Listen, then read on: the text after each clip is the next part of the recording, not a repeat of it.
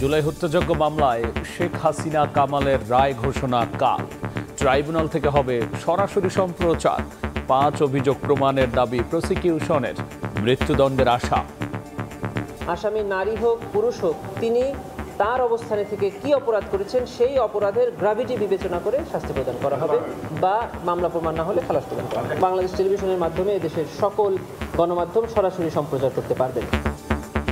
উপদেষ্টা রিজওয়ানার বাসার সামনে ককটেল বিস্ফোরণ। এনসিপি কার্যালয় সহ রাজধানীর বিভিন্ন স্থানে বোমাবাজি। বিশৃঙ্খলা ঠেকাতে কঠোর অবস্থানে আইন শৃঙ্খলা বাহিনী। আশেপাশের সিসিটিভি ফুটেজ সেগুলো সংগ্রহ করা হয়েছে। আমরা চেষ্টা অব্যাহত রেখেছি এবং দুষ্কৃতিকারীদের আমরা ধরার চেষ্টা করছি। শান্তি শৃঙ্খলা বিনষ্ট করার চেষ্টা করবে না কেন সেটা আমরা কঠোর হাতে দমন করবো। কার্যকরী হবে, তারা পুরোটা প্রস্তুত। দেখছিলেন প্রধান শিরোনাম। রাত 11টার সময় সঙ্গে আছি আমি গোলাম রাব্বি। এবার জানাবো অন্যান্য শীর্ষ সংবাদ। নির্বাচনে অনিশ্চয়তা সৃষ্টি করছে একটি গোষ্ঠী, বলছে বিএনপি।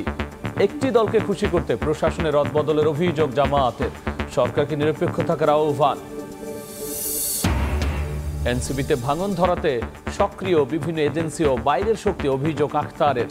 নিরাপত্তা উপদেষ্টা খলিলুর রহমানের ভারত সফরের কারণ জানতে চান নাসির উদ্দিন। নির্বাচনের দিন গণভোটে প্রশ্নবিদ্ধ হতে পারে ইসি। দ্বিতীয় দিনের সংলাপে দলগুলো জোটে নিজ প্রতীকে ভোটের বিধান বাতিল দাবির বিতর্কমুক্ত থেকে কাজ করার ঘোষণা সিইসির। এবং আইনি জটিলতায় অভিনয় শিল্পী মেহজাবিন চৌধুরী অর্থ আত্মসাৎ ও হত্যার হুমকির মামলায় আত্মসমর্পণ করে পেলেন জামিন। পাল্টাপাল্টি অভিযোগ বাদী ও আইনজীবীর। জুলাই হত্যাযজ্ঞে শেখ হাসিনার বিরুদ্ধে মানবতা বিরোধী অপরাধ মামলার রায় কাল। রায় ঘোষণা সরাসরি সম্প্রচার করবে বিটিভি ও বার্তা সংস্থা রয়টার্স। এছাড়াও ট্রাইব্যুনালের ফেসবুক পেজ থেকেও সরাসরি দেখানো হবে। পাশাপাশি ঢাকার 10টি পয়েন্টে দেখা যাবে বড় পর্দায়। আন্তর্জাতিক অপরাধ ট্রাইব্যুনালের প্রসিকিউটর গাজী MH তামিম বলছেন, নারী বিবেচনায় মৃত্যুদণ্ডের সাজা থেকে অনুকম্পা পাওয়ার সুযোগ নেই শেখ হাসিনার। রাত পোহালে জুলাই হত্যাযজ্ঞের মামলার রায়। শেখ হাসিনার বিরুদ্ধে মানবতাবিরোধী অপরাধের ঐতিহাসিক মামলায় দেশের নজর এখন ট্রাইব্যুনালের দিকে। নির্দেশদাতা হিসেবে শেখ হাসিনা ও আসাদুজ্জামান খান কামালের কি সাজা হতে পারে তা নিয়ে সাধারণ মানুষ থেকে আন্তর্জাতিক মহল পর্যন্ত কৌতূহল। আর আসামি থেকে রাজসাক্ষী হওয়া চৌধুরী আব্দুল আল মামুনের পরিণতিও রায়ের দিনই স্পষ্ট হবে। আপনারা জানেন যে প্রসিকিউশন নিশ্চিত করেছে সোমবারের রায় সরাসরি সম্প্রচার করবে বিটিভি, রয়টার্স এবং ট্রাইব্যুনালের অফিসিয়াল ফেসবুক পেজ। পাশাপাশি ঢাকার গুরুত্বপূর্ণ কয়েকটি স্থানে বড় পর্দায় সম্প্রচারের ব্যবস্থা করেছে সংস্কৃতি মন্ত্রণালয়।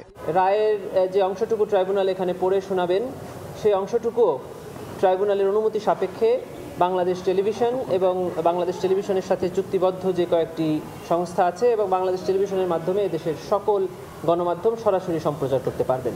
বাংলাদেশের ইতিহাসে ফাঁসির সাজা হলেও কোনো নারীর মৃত্যুদণ্ড কার্যকর হয়নি। তবে সে বিবেচনায় শেখ হাসিনার এমন কোনো অনুকম্পার সুযোগ নেই বলে সাফ জানিয়ে দিয়েছেন প্রসিকিউটর। জামিন প্রদানের ক্ষেত্রে নারীকে, অসুস্থকে এবং কিশোর বালক শিশুদেরকে প্রিভিলেজ দেওয়া আছে, কিন্তু রায় প্রদানের ক্ষেত্রে নারীকে আমাদের সাধারণ আইনেও কোনো আলাদা প্রিভিলেজ দেওয়া হয়নি, আর আমাদের এই আইনেও কোনো আলাদা প্রিভিলেজ নেই। অর্থাৎ রায় প্রদানের ক্ষেত্রে আসামি নারী হোক পুরুষ হোক, তিনি তার অবস্থানে থেকে কি অপরাধ করেছেন সেই অপরাধের গ্র্যাভিটি বিবেচনা করে শাস্তি প্রদান করা হবে বা মামলা প্রমাণ না হলে খালাস প্রদান করা হবে। শেখ হাসিনা দণ্ডিত হলে ট্রাইব্যুনালের সাজা পরোয়ানা ইন্টারপোলের কাছে পাঠানো হবে বলেও জানিয়েছে প্রসিকিউশন। আফজাল হোসেন, সময় সংবাদ, ঢাকা। রাজধানীর সেন্ট্রাল রোডে পরিবেশ উপদেষ্টা সৈয়দা রিজওয়ানা হাসানের বাসার সামনে 2টি ককটেল বিস্ফোরণের ঘটনা ঘটেছে। রাত 9টার দিকে এই ঘটনায় কেউ হতাহত হয়নি। মোটরসাইকেলে এসে উপদেষ্টার বাসার সামনে 2টি ককটেল ছুড়ে পালিয়ে যায় দুর্বৃত্তরা। কাছাকাছি সময়ে বাংলা মোটরের এনসিপি কার্যালয়ের সামনেও ককটেল বিস্ফোরণের ঘটনা ঘটেছে। এতে পথচারী ও বিভিন্ন যানবাহনের যাত্রীদের মধ্যে আতঙ্ক ছড়িয়ে পড়ে। এর আগে সন্ধ্যা 7:30টার দিকে কারওয়ান বাজারের সার্কফোরা মোড় এলাকায় 2টি ককটেল বিস্ফোরণের ঘটনা ঘটে। এছাড়াও রাজধানীর বিভিন্ন স্থানে বোমাবাজির ঘটনা ঘটেছে। পুলিশ জানিয়েছে, উপদেষ্টার বাসার সামনে সহ বিভিন্ন স্থানে বোমাবাজি ও নাশকতার ঘটনায় জড়িতদের শনাক্ত করে আইনের আওতায় আনার কাজ চলছে।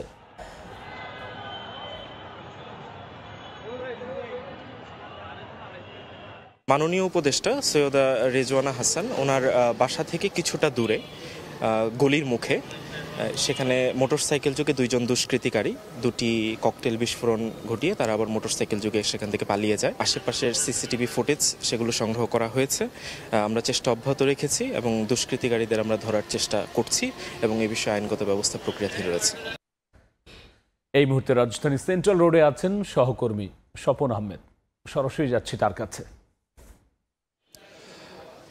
রাত ৯টার দিকে, ঠিক ৯টার কিছু আগপিছ হবে, এই সময়টিতে কিন্তু উপদেষ্টা সৈয়দা রিজওয়ানা হাসানের যে বাসাটি রয়েছে সেন্ট্রাল রোডে, সেখানে পরপর দুটি ককটেল বিস্ফোরণের ঘটনা ঘটানো হয় এবং মোটর সাইকেলে করে এসে বিস্ফোরণ ঘটানোর সাথে সাথে কিন্তু তারা যারা বিস্ফোরণ ঘটিয়েছে তারা কিন্তু এখান থেকে দ্রুত চলে যায় এবং তার পরপরই আসলে এখানে এই গলিতে আসলে বেশ কিছু ছেলেপেলে তারা বা বেশ কয়েকজন তারা ব্যাডমিন্টন খেলছিলেন। এই বিস্ফোরণের শব্দে কিন্তু তাৎক্ষণিকভাবে তারা দৌড়ে এখান থেকে সরে যায়। তার পরপরই আমরা দেখেছি যে এখানে এই জোনের যারা পুলিশ কর্মকর্তা রয়েছেন, অর্থাৎ রমনা বিভাগের যিনি ডিসি রয়েছেন মাসুদ আলম, তিনিও এখানে উপস্থিত হয়েছিলেন। পরপর নিউ মার্কেট জোনের যারা অফিসার রয়েছেন তারাও এখানে উপস্থিত হয়েছেন, পাশাপাশি র্যাব সদস্যরাও এখানে উপস্থিত হয়েছেন। তো বলা যায় যে আমরা তাদের কাছ থেকে যেটি জানতে পারলাম যে একটি মোটরসাইকেলে দুজন ব্যক্তি যারা হেলমেট পরা ছিল এবং তারা ঠিক গলির মেইন সড়ক থেকেই গলিতে নিক্ষেপ করে এবং পরবর্তীতে এই একটি বাসার যে একটি টিন শেডের যে ছাদ রয়েছে সেখানে এসে নিক্ষেপ করে এবং সেখানে এই বিস্ফোরণের ঘটনাটি ঘটে। তবে এই ঘটনায় আহত কেউ না হলেও কিন্তু এই এলাকাটিতে আতঙ্ক ছড়িয়েছে। যেহেতু বলছিলাম যে তার পরপরই পুলিশ প্রশাসনের পক্ষ থেকে এখানে উপস্থিত এখনও রয়েছেন এবং তারা সম্ভাব্য তারা অনেক সময় পর্যন্ত এখানে উপস্থিত থাকবেন। আরেকটি বিষয় বলতে হয়, এই ঘটনার পরপরই বোম স্কোয়াড, অর্থাৎ যারা বম নিষ্ক্রিয় করে, তারাও কিন্তু এখানে উপস্থিত হয়েছিলেন। কেননা এই ঘটনায় যদি আরও ককটেল বিস্ফোরণ থেকে থাকে, সেগুলো হয়তো বিস্ফোরণ না ঘটে থাকে, এজন্য তারা আশেপাশে কিছু চেকও করেছেন যেন যদি কোনো অবিস্ফোরিত ককটেল থেকে থাকে তাহলে তারা এটাই উদ্ধার করবেন। তবে তারা খোঁজখবর নিয়ে দেখেছেন আসলে এখানে অবিস্ফোরিত যে ককটেল সেগুলো নেই, অতএব বোম স্কোয়াডের যারা ছিলেন তারা এখান থেকে চলে গেছেন। শুধুই এখানে নয়, রাজধানীর বেশ কয়েকটি জায়গায় কিন্তু এই আগামীকালকে যে ট্রাইব্যুনাল 1-এ মানবতা বিরোধী অপরাধের রায়টি দেওয়া হবে, সেই রায়কে ঘিরে বিস্ফোরণ ঘটানো হয়েছে। বিশেষ করে 8টার দিকে কারওয়ান বাজার এবং 9টার দিকে, অর্থাৎ এই ঘটনা উপদেষ্টা রিজওয়ানা হাসানের বাসার সামনের যে ঘটনাটি ঘটানো, ঠিক তখনই কিন্তু এনসিপির কার্যালয়ের সামনে একটি বিস্ফোরণ ঘটানো হয় এবং তার পরপরই আমরা দেখেছি যে বাড্ডাতেও একটি বাসে আগুন দেওয়া হয়েছে এবং সেখানেও কিন্তু বেশ কয়েকটি ককটেল বিস্ফোরণ ঘটানো হয়েছে। তবে বলতে হয় যে যেখানে আসলে ককটেলগুলো বিস্ফোরণ ঘটানো হচ্ছে সেখানে কিন্তু আইন শৃঙ্খলা রক্ষাকারী বাহিনীর সদস্যরা উপস্থিত রয়েছেন। এর বাইরেও বিভিন্ন মোড়ে মোড়েই কিন্তু এই যে আগামীকালকে যে রায় যে হবে সেই রায়কে ঘিরে আইন শৃঙ্খলার যে বাহিনী রয়েছেন তারা কিন্তু তৎপর রয়েছেন। সব মিলিয়ে উপদেষ্টা রিজওয়ানা হাসানের বাসার সামনেও পুলিশের অবস্থান রয়েছে যেন আর কোনো এ ধরনের ঘটনা না ঘটে। উপদেষ্টা সৈয়দা রিজওয়ানা হাসানের বাসার সামনে ককটেল বিস্ফোরণের সবশেষ নিয়ে আমরা সরাসরি ছিলাম সেখানে। এদিকে জানমাল রক্ষায় গাড়িতে আগুন আর ককটেল নিক্ষেপকারীদের গুলি করার নির্দেশ দিয়েছেন ডিএমপি কমিশনার শেখ মোহাম্মদ সাজ্জাদ আলী। দুপুরে ওয়্যারলেস বার্তার মাধ্যমে পুলিশ সদস্যদের এই নির্দেশনা দিয়েছেন তিনি। ডিএমপি কমিশনার জানিয়েছেন, আইন মেনেই এই নির্দেশনা দিয়েছেন তিনি। বলেছেন, জানমালের ঝুঁকি তৈরি হয় এমনভাবে কেউ যদি গাড়িতে আগুন দিতে বা ককটেল নিক্ষেপ করতে উদ্যত হয় তাহলে গুলি চালাতে পারবে পুলিশ। কেউ যদি বাসে আগুন দেয় বা ককটেল ছোড়ে এবং পুলিশকে আক্রমণ করে তাহলে চুপচাপ বসে থাকবে না পুলিশ।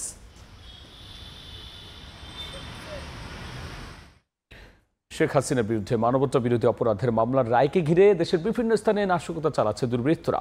বাসে আগুন, ককটেল নিক্ষেপ, সড়ক অবরোধ, গ্রামীণ ব্যাংকে হাতবোমা হামলার ঘটনা ঘটেছে। স্বরাষ্ট্র উপদেষ্টা জানিয়েছেন, ট্রাইব্যুনালের রায় কার্যকর করা হবে। যে কোনো বিশৃঙ্খলা ঠেকাতে প্রস্তুত আছে আইন শৃঙ্খলা বাহিনী।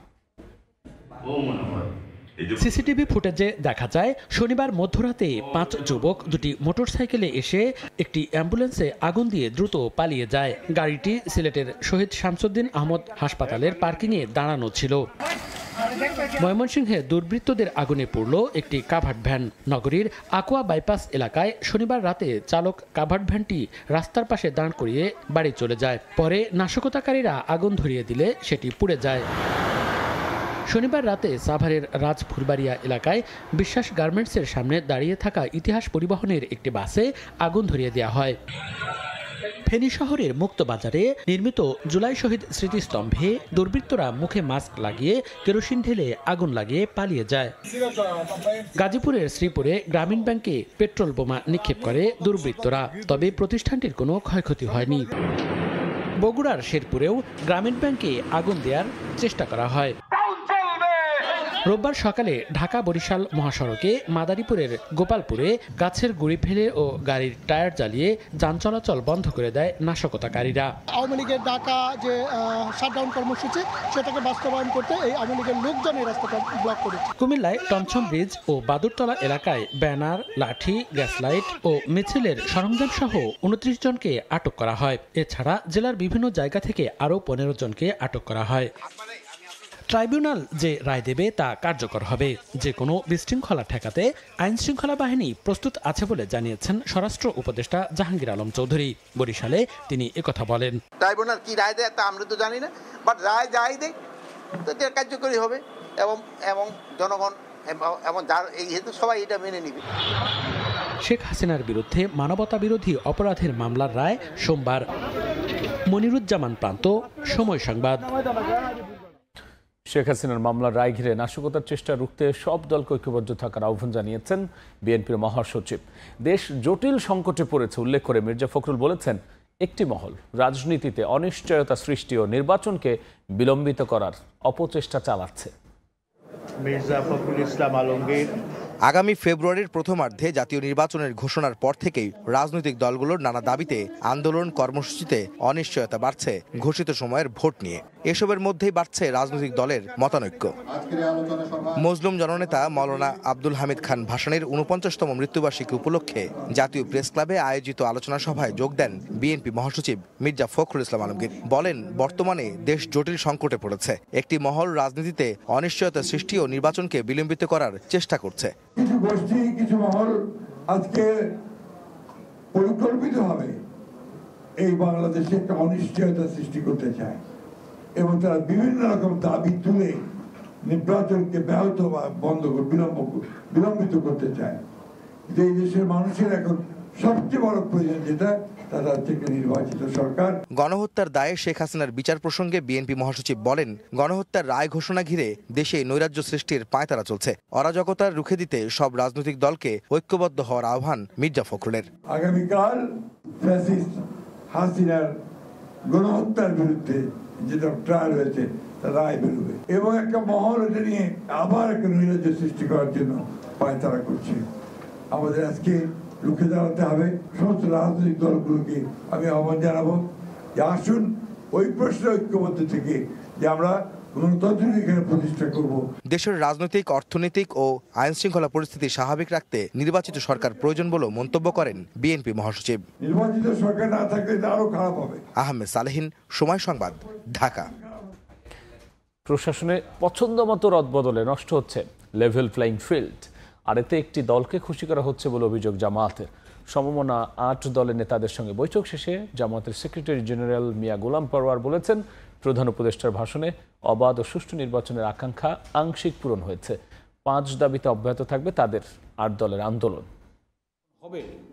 এই গণভোটের দেশের চলমান রাজনৈতিক পরিস্থিতি নিয়ে বৈঠকে বসে সমমনা 8 দল। রাজধানীর মগবাজারে দলগুলোর শীর্ষ নেতাদের সঙ্গে বৈঠকে সভাপতিত্ব করেন জামায়াতের আমির ডাক্তার শফিকুর রহমান। বৈঠক শেষে 8 দলের নেতাদের নিয়ে সংবাদ সম্মেলন করেন জামায়াতের সেক্রেটারি জেনারেল মিয়া গোলাম পরওয়ার। তিনি বলেন, প্রধান উপদেষ্টার ভাষণে অবাধ ও সুষ্ঠু নির্বাচনের আকাঙ্ক্ষা পুরোপুরি পূরণ হয়নি, তাই 5 দফা দাবিতে আন্দোলন অব্যাহত রাখবে সমমনা 8 দল। জাতীয় নির্বাচনের আগেই গণভোট তারিখ ঘোষণা করার প্রয়োজন ছিল। সেটা না করার কারণে দেশবাসীর মধ্যে একটা সংশয় তৈরি হয়েছে। এই ভাষণে অবাধ ও সুষ্ঠু নিরপেক্ষ নির্বাচনের জন্য আমাদের 8 দলের যে আন্দোলন ছিল, জনগণের যে আকাঙ্ক্ষা ছিল, সেই আকাঙ্ক্ষার আংশিক পূর্ণ হয়েছে। পূর্ণভাবে জনগণের সে আকাঙ্ক্ষা পূর্ণ হয়নি। প্রশাসনে পছন্দ মতো রদবদল শুরু হয়েছে, যা লেভেল প্লেইং ফিল্ড নষ্ট করছে বলে মনে করে জামায়াত। একটি দলকে খুশি করার জন্য এই কাজগুলো হচ্ছে বলে মন্তব্য করেন মিয়া গোলাম পরওয়ার।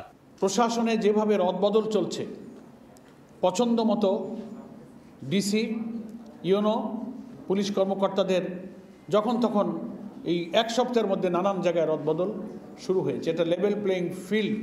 মাঠে নির্বাচনে সব দলের সমান অধিকার, এই সমতা রক্ষার যে দাবি, আমাদের 5 দফার অন্যতম দাবি, সেটা ভঙ্গ হচ্ছে। প্রধান উপদেষ্টাকে নিরপেক্ষ থাকার জন্য আমরা আহ্বান জানাচ্ছি। তিনি কি কোনো একটি বিশেষ দলের রাজনৈতিক প্রভাবের কাছে অসহায় বোধ করছে? গণভোটের সংস্কার প্রস্তাবে জনগণকে হ্যাঁ ভোট দেওয়ার আহ্বান জানিয়ে 8 দলের বৈঠক থেকে পরবর্তী কর্মসূচি ঘোষণার কথাও জানান তিনি। সংস্কারে গৃহীত সব বিষয়গুলোকে অতি সহজ করে ভোটারদের কাছে, দেশবাসীর কাছে সরকারকেই পেশ করতে হবে। ওয়ালিউল সাকিব, সময় সংবাদ, ঢাকা। এনসিপির মধ্যে ভাঙন ধরাতে অপচেষ্টা চালাচ্ছে বিভিন্ন এজেন্সি আর বাইরের শক্তি, এমন অভিযোগ করে দলটির সদস্য সচিব আখতার হোসেন বলেছেন সামাজিক মাধ্যমে চালানো হচ্ছে অপপ্রচার। এদিকে জাতীয় নিরাপত্তা উপদেষ্টা খলিলুর রহমানের ভারত সফরের কারণ জানতে চেয়েছেন এনসিপির মুখ্য সমন্বয়ক নাসিরউদ্দিন পাটোয়ারি। ভোটের আগে প্রায় নিজ নির্বাচনী এলাকায় জনসংযোগ করছেন জাতীয় নাগরিক পার্টির সদস্য সচিব আখতার হোসেন। রোববার সন্ধ্যায় রংপুরে নবান্ন মেলায় অংশ নেন তিনি। পরে সাংবাদিকদের বলেন, এনসিপিতে ভাঙন ধরানোর অপচেষ্টা চালাচ্ছে বিভিন্ন এজেন্সি ও বাইরের শক্তি। সামাজিক মাধ্যমে ছড়ানো হচ্ছে নানা গুজব। গণভোট প্রক্রিয়ায় সরকারকে অটল থাকার আহ্বানও জানান আখতার।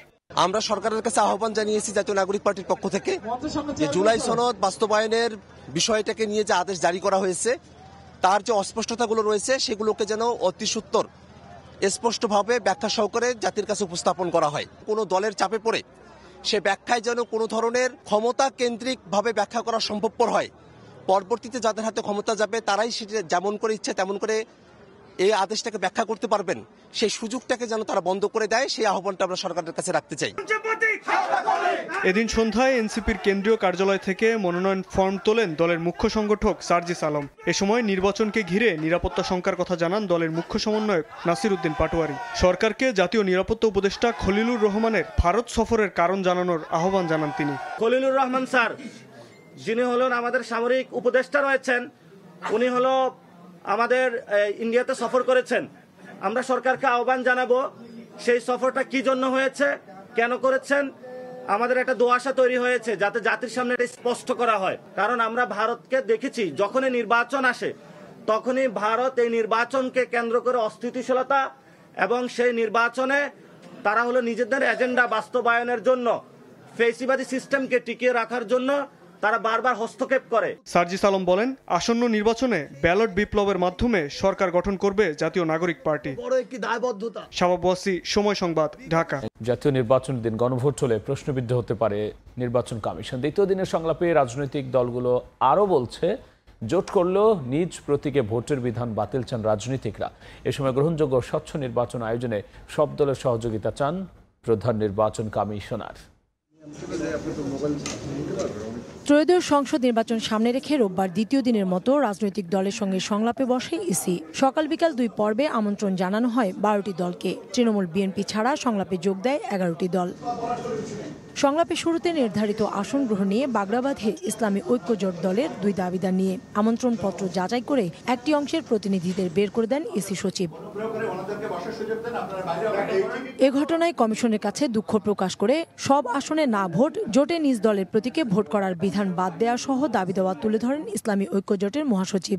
যে সব এলাকাগুলো ফেসিবাদী শক্তির আধিপত্য বেশি, এরা আমরা অনেকেই জানি, আপনারাও জানেন।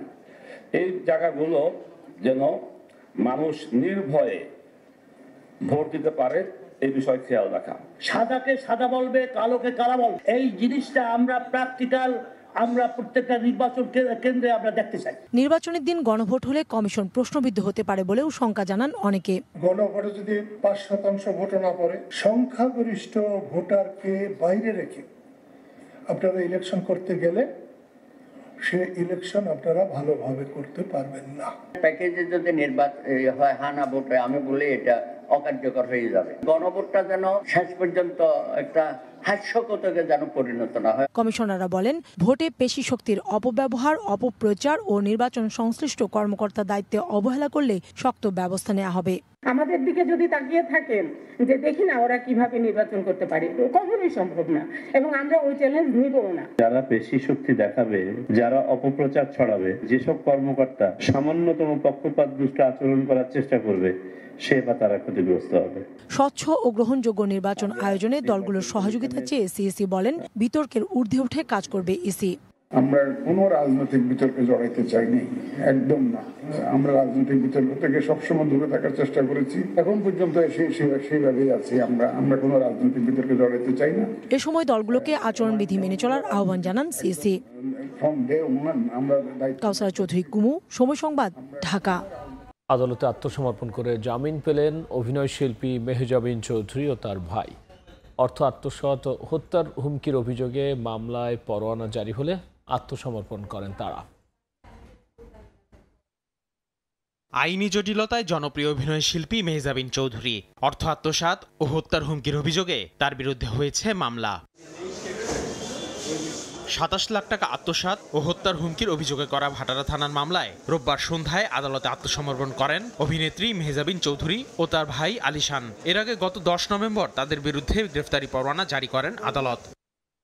সামাজিক যোগাযোগ মাধ্যমে একে মিথ্যা মামলা দাবি করলেও আদালত চত্বরে ক্যামেরায় কথা বলেননি এই অভিনয়শিল্পী। তার আইনজীবী জানান, হয়রানির উদ্দেশ্যে কোনো প্রমাণ দাখিল ছাড়াই মামলাটি করা হয়েছে।